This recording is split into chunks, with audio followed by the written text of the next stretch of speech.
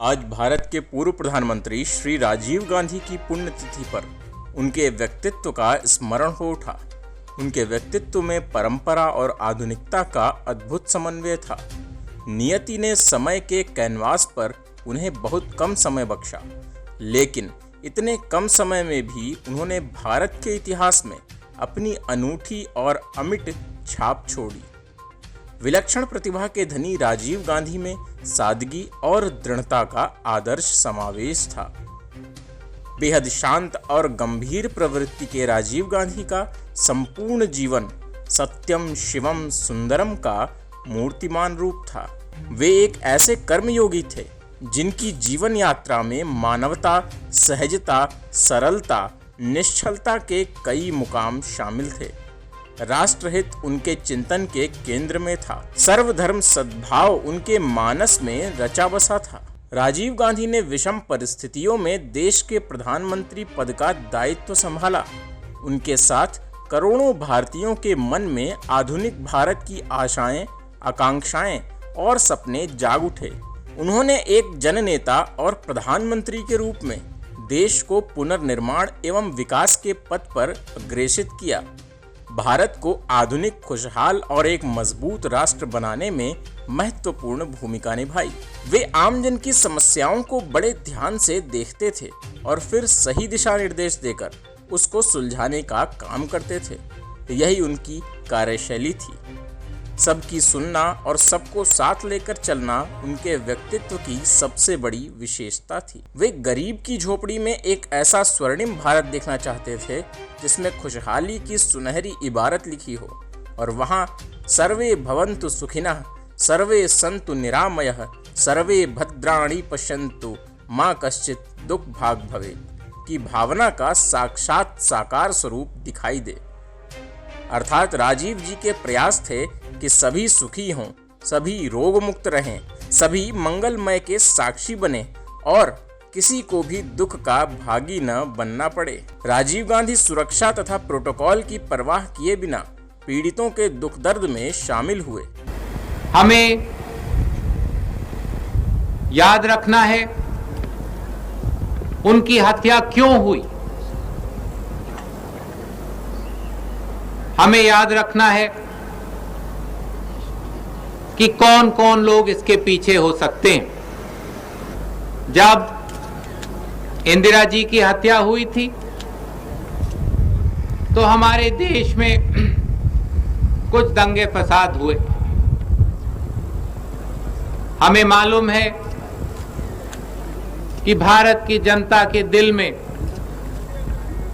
कितना क्रोध आया, कितना गुस्सा आया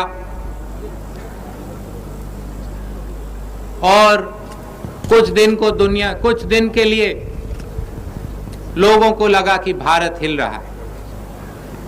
लेकिन जब भी कोई बड़ा पेड़ गिरता है तो धरती थोड़ी हिलती है।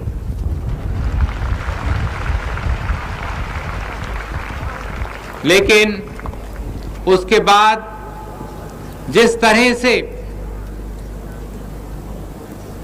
आपने ये खत्म किया, जिस तरह से दोबारा आपकी सहायता से, आपकी शक्ति से देश की एकता बनने लगी है, जिस तरह से हम दोबारा एक होकर खड़े हो रहे हैं, पूरी दुनिया देख रही है कि भारत सचमुच में एक पक्का लोकतंत्र बन गया है। पूरी दुनिया देख रही है और समझ रही है कि भारत इतनी आसानी से टूट नहीं सकता है। हम भारत को और मजबूत करेंगे, आगे ले जाएंगे, दुनिया की हर शक्ति का सामना करेंगे। हमें देखना है कि पंडित जी का, इंदिरा जी का, भारत के गरीबों का काम पूरा हो। धन्यवाद। जय हिंद। देश के जिन इलाकों में प्राकृतिक आपदाओं से तबाही मची, जैसे उड़ीसा में महाचक्रवात, गुजरात में भूकंप, देश के कुछ इलाकों में सूखा व बाढ़ की स्थिति बनी, वहां आपदा की इस घड़ी में राजीव जी ने प्रधानमंत्री रहते हुए प्रभावितों की पूरी संजीदगी से मदद की।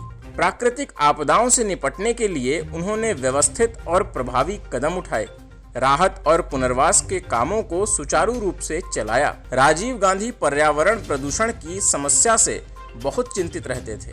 उन्होंने वन एवं पर्यावरण के संरक्षण के लिए मजबूत कदम उठाए। राजीव गांधी जी का मानना था कि पर्यावरण संरक्षण और विकास की अवधारणा में संतुलन आवश्यक रूप से होना चाहिए।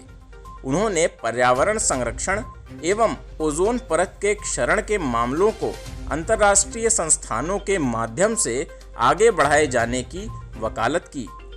उनकी पहल पर संयुक्त राष्ट्र के तत्वाधान में पृथ्वी संरक्षण कोष की स्थापना हुई। राजीव गांधी ने निराशा पर आशा और निर्भरता पर आत्मविश्वास की विजय पाने की राह दिखाई। उनका मानना था कि नई सदी ज्ञान पर आधारित सदी होगी और इसीलिए उन्होंने विज्ञान और टेक्नोलॉजी का सहारा लेकर प्राचीन राष्ट्र को नए भारत में बदलने का अभिनव प्रयास किया। राजीव गांधी युवाओं के प्रेरणा स्रोत थे। भारत का युवा उनसे सदैव प्रेरणा लेता रहेगा। आज उनकी पुण्यतिथि पर उन्हें समस्त राष्ट्र की ओर से हार्दिक नमन, हार्दिक श्रद्धांजलि।